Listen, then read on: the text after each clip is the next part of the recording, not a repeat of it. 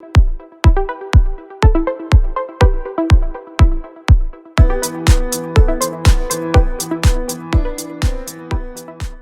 le président de la République est un ami. Il est bien vrai que je ne l'ai pas soutenu au premier tour directement, mais on faisait partie d'une coalition qui l'a amené au pouvoir. Maintenant, je n'ai pas été, je dirais, convaincu par ses réformes politiques, et en particulier sa réforme du soi-disant système partisan, qui a mené, je dirais même pas l'opposition, mais je dirais d'autres voix à ne pas être représentées à l'Assemblée nationale. Vous ne pouvez pas, à mon sens, diriger un pays sur une seule voie. Et d'ailleurs, les populations lui ont rappelé lors des élections législatives où ils sont restés à la maison. Donc, c'est dommage. Je pense que ces réformes auraient pu être faites autrement que par la force et la violence.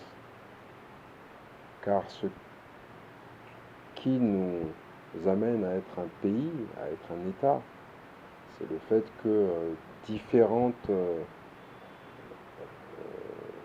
trajectoires, pensées puissent être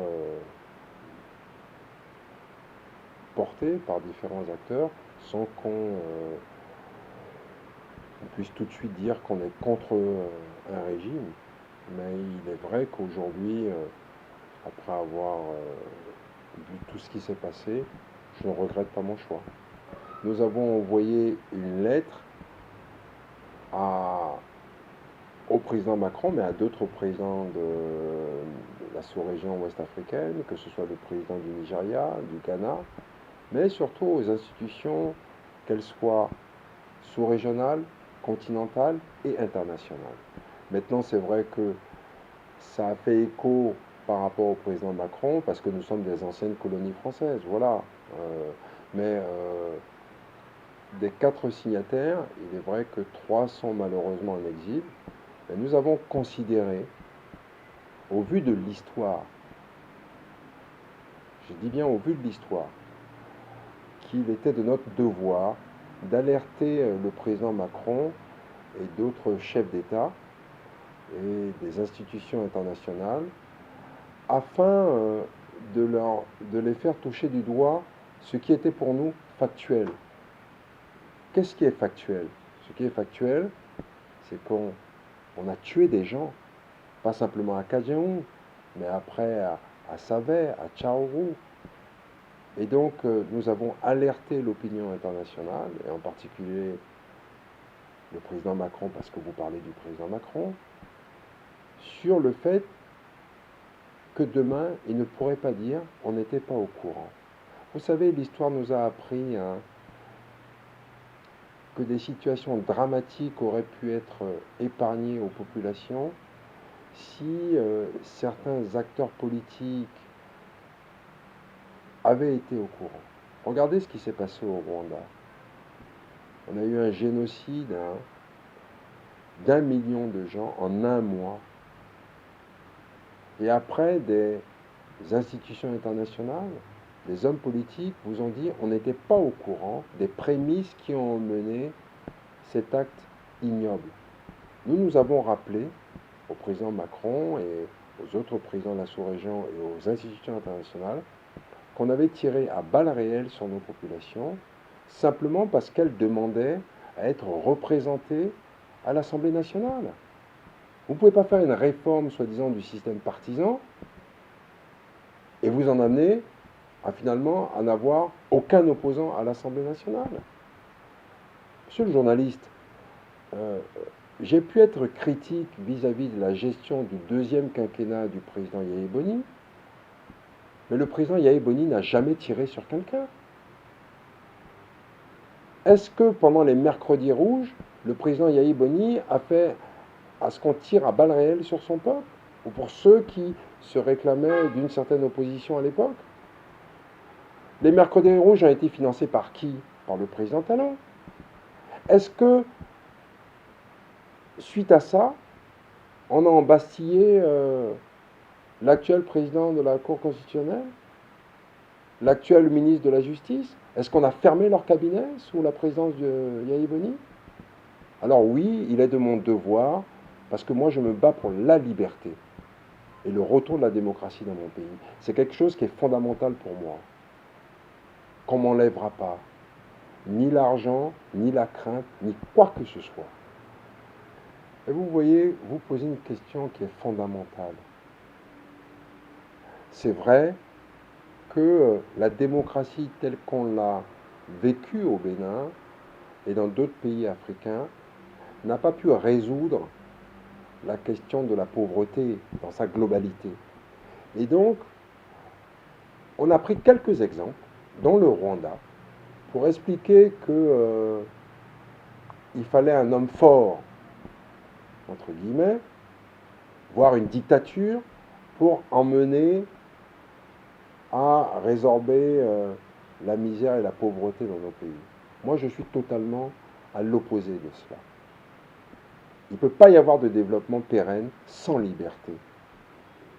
D'ailleurs, regardez bien, la plupart des grandes démocraties ne sont pas antinomiques du fait qu'il y ait une pluralité des idées et donc des libertés.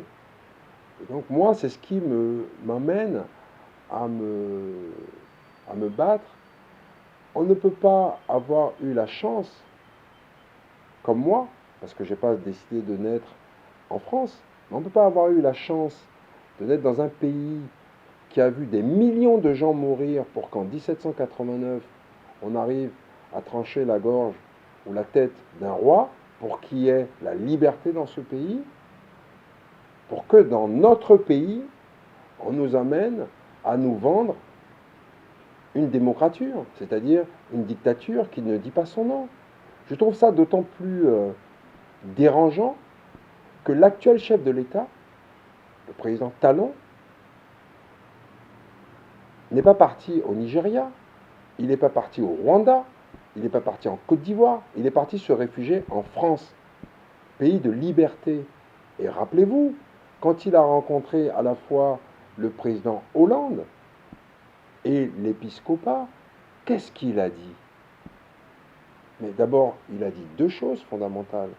La première, je remercie la France, grand pays démocratique, de m'avoir permis de me réfugier chez elle, d'avoir fait en sorte que mes droits élémentaires ne soient pas bafoués, entre guillemets.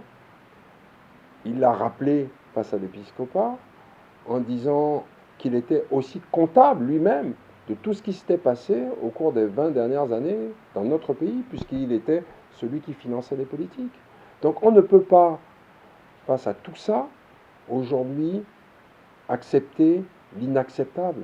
Parce que quand j'entends les gens qui nous disent, et ça m'horripile, qu'on puisse faire de l'asphaltage et que c'est au prix de cet asphaltage ou soi-disant des réformes que fait le chef de l'État qu'on puisse tuer des gens.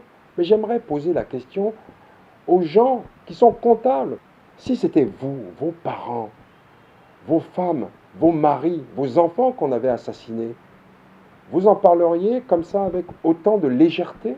Parce que c'est de la légèreté, monsieur le journaliste. C'est de ça qu'il s'agit. Quand vous tuez des gens au XXIe siècle, c'est un meurtre. Je suis désolé de le dire avec autant de gravité. Quand ça ne vous touche pas, vous pouvez toujours dire c'est pas grave. Mais quand ça vous touche dans votre chair, on aurait pu, si on était dans un État qui se respecte, envoyer des canons à eau, des gaz lacrymogènes. Mais quand vous voyez vos concitoyens prendre des kalachnikovs pour tirer sur leur peuple, moi, je trouve ça inacceptable. Et vous pourrez faire toutes les réformes que vous voulez. Vous pourrez faire tout le bitumage que vous voulez. L'appeler asphaltage s'il le faut. À mon sens, vous êtes déjà à un autre niveau. Mais c'est l'arbre qui cache la forêt. On a jeté un os à la classe politique et tout le monde grignote cet os. Mais le parrainage, mais c'est du, excusez-moi le terme, c'est du pipi de chat. Comment voulez-vous aller à une élection présidentielle alors que vous ne contrôlez pas la liste électorale? Aucun membre de l'opposition n'est à la Sénat, encore moins à la Cour constitutionnelle, et on vous parle de parrainage. Mais pour moi, le parrainage, ça vient en dernière position. Vous voyez, ce qui est malheureux, c'est que les gens ne veulent pas voir plus loin que ce qu'on leur donne comme os à grignoter. J'ai même pas envie de parler du parrainage parce que pour moi, c'est l'arbre qui cache la forêt. C'est rien du tout, le parrainage. Est-ce qu'on contrôle la liste électorale? Vous pouvez demain avoir vos parrainages et c'est ce que le gouvernement veut faire croire au monde entier. Vous voyez, on est finalement parvenu à donner quelques parrainages à quelques personnes qui sont opposantes au régime du président Talon. Et donc, vous voyez, nous sommes des grands démocrates. Et donc, finalement, le président Talon a gagné, même si lui-même a reconnu, il y a quelques semaines de cela, qu'il était impopulaire. Hein. Donc, vous allez quand même gagner une élection présidentielle alors que vous-même vous reconnaissez que vous êtes impopulaire. Mais bon, le système que vous avez mis en place, parce que c'est d'un système dont il faut parler, le système que vous avez mis en place va vous permettre d'être élu haut la main. Mais rappelez-vous, le président nous l'avait dit à l'époque, que ce qui permet à un président d'être élu comme dans un fauteuil, c'est qu'il contrôle tout. Bon, comme il contrôle tout, écoutez donc, ça en revient à dire ce que nous avons dit au début de cette émission. Nous ne sommes plus dans un État démocratique, nous sommes dans une démocrature. Okay? Parce qu'à l'époque, même sous les différents présidents, même à la Cour constitutionnelle, vous aviez des opposants.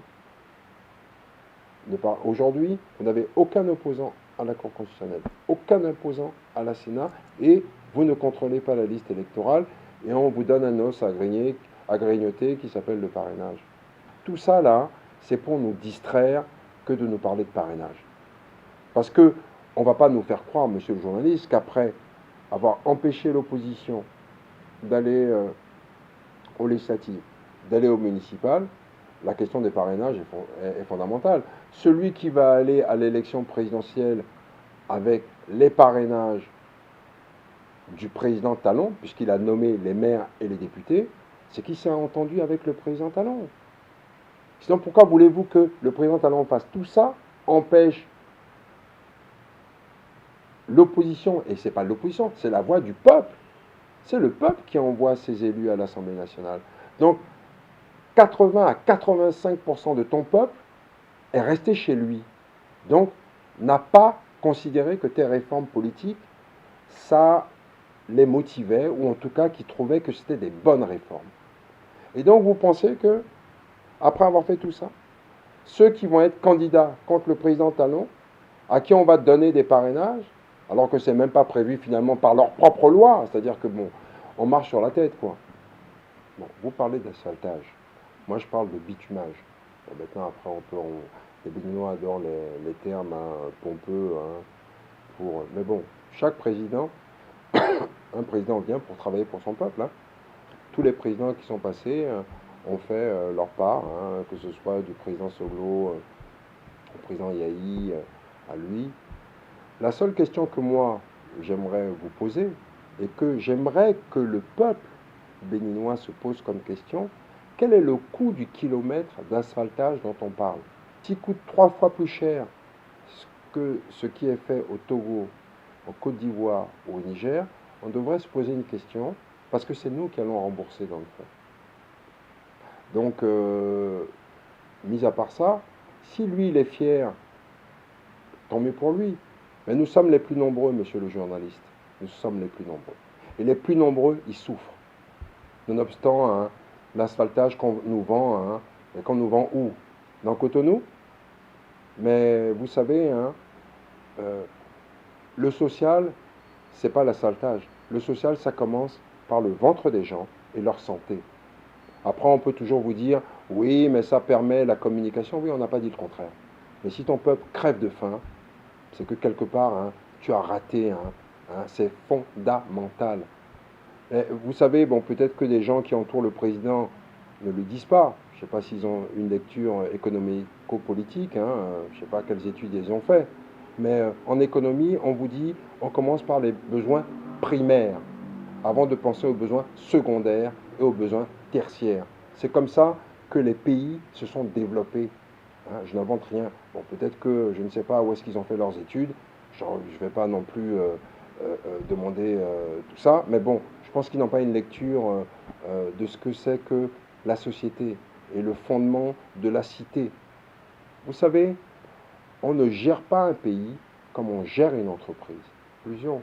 La seule chose que je devrais pouvoir dire et que vous me permettez de dire à nos concitoyens, c'est cesser d'avoir peur.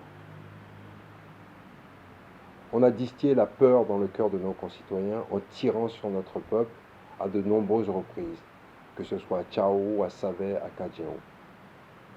D'accord? Donc moi, je me bats pour le retour de la liberté dans mon pays et de la démocratie. On ne doit plus avoir peur.